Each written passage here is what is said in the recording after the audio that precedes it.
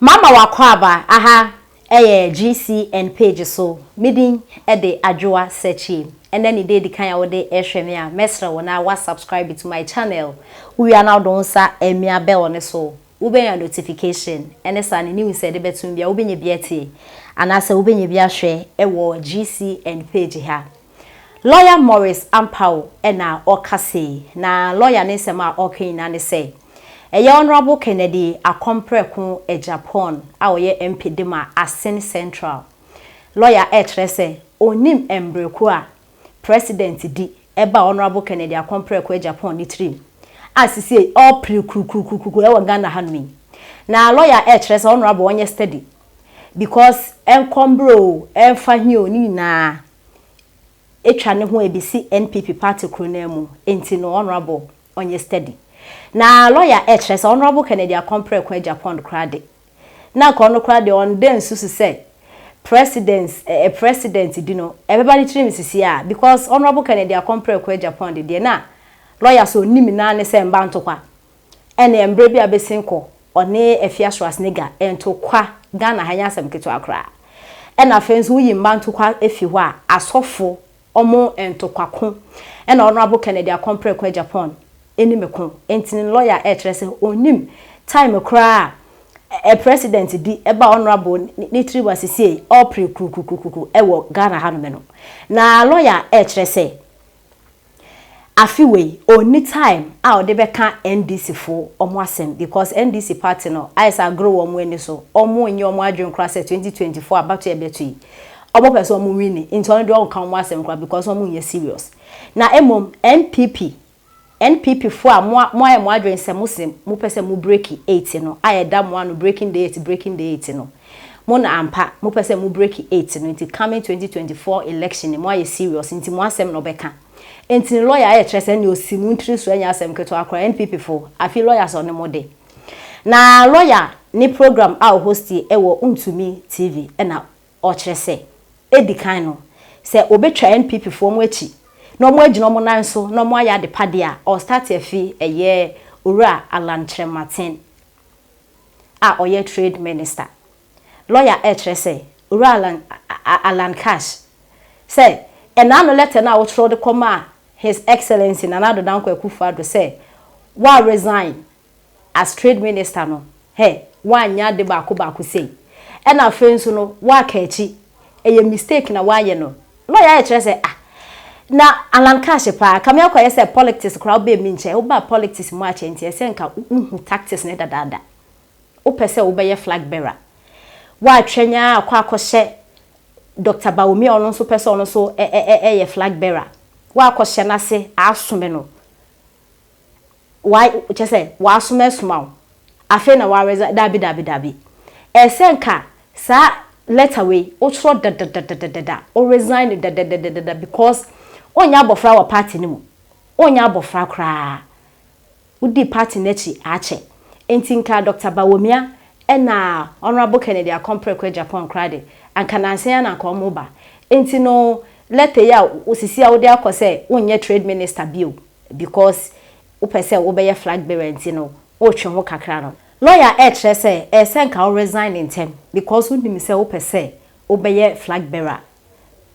president di ewo wani so dia ezenka wo ye ne ntem kra na wa akose Dr. Bawomi ase akosum na akoya abofra afi na osede wo pese obeye flag bearer nti wa resign the wo da bi wa ye mistake papa na e wo sense mimu e na odi tudwa na o kire se no omo pese omo beye flag bearer ema NPP party no mo do so pa na sesi strong 3 e honorable Kennedy akompreku Japan Dr. Bawomi na owura Alan Cash senkrofo miensa we ena sisie no abeye omo eyi omo anim anase omo echitaifo eyi omo anim se omo ba beja na watu wonso aba na omo eyi ba kwa represent 2024 coming election nti lawyer etrese se nkrofo miensin kamia kwa se honorable Kennedy akompreku Japan o pre papa onye steady na ono krade na on dan dreams obey president honorable ba be president sisia no ni se e bia echire na se wa basisi e de ne emplekukuki okura de nka mba ntokwa na sofo ntokwa e na woku enti ne yesterday honorable HSNPP for afi osimonso obebom echi akopebe se mo be ya de pana 2024 election na mo kasa mo pese mo break it no mo to me break ni enti se ma lawyer Morris Ampao e de etudwa NPP that's hey NDC they make come asem NDC this year make come asem back say me lawyer Ampao mark it on the wall NDC this year lawyer Ampao make come asem NDC say me lawyer Ampao me say me muntie me lawyer Ampao NDC pass make come asem this year 2023 mun parking to baby because some say party meaning say only vision on you ready to come to power me can answer me waste me time. I'm now focusing on the party. Me first say that party has opportunity to renew their mandate. Say MPP no MPP for me yam what dey bia na chama utu bi ka say onim dida nti ono kwa no on be ha me onim me MPP for me nemu and then me party no mutu me sheki mu say na me sheki mu na mo yamra na mama moduro na for the munya hode e dia kokopa no a renew mandate now mami bra enne the AC inti me kawa sama na e de babeka alam munya mini kwenu resignation is long overdue. Time and called it to resign. When you be a tofu. Allah, you are not an experienced politician. I'm telling you before we go to man. Come and call and so resign here 2020. The moment Nanado do 2016, how do you know Koji Minister of Trade? Now the boy Jumano. Now him say MPP ya tolaya na do so a 2020 over out about press conference me Alan Chremantin me na do coin 2016 na me nuano e defeat me de ma hodi nia ko so me nuano but se si 2020 no me pese me contesting nti no na do ko unopposed but baton no edu musu enti no me to me nsum biom enti 2020 no ma resign because me was presidential ambition enti no be press conference what dare na do ase no akọ na kachi no akọ dare ase nana tiase nana nyankwada nana show boy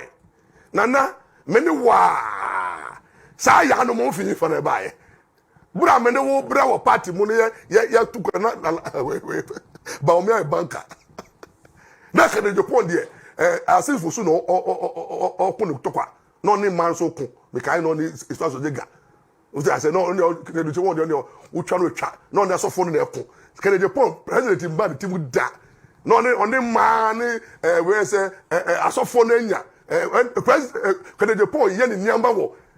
asifo so amba kene pon be ka je say MP du kwa we jai onko biom na the party for no enti kene je pon ni ba omia they were nowhere near you Alan they were nowhere near you so if you had politicians some experience like Lord was Ampao ya dream ni made no ka 2020 you should have resigned on the grounds to say you have presidential ambition enti no unto be sum da do and that by biom to resign na Ghana for nya babom sem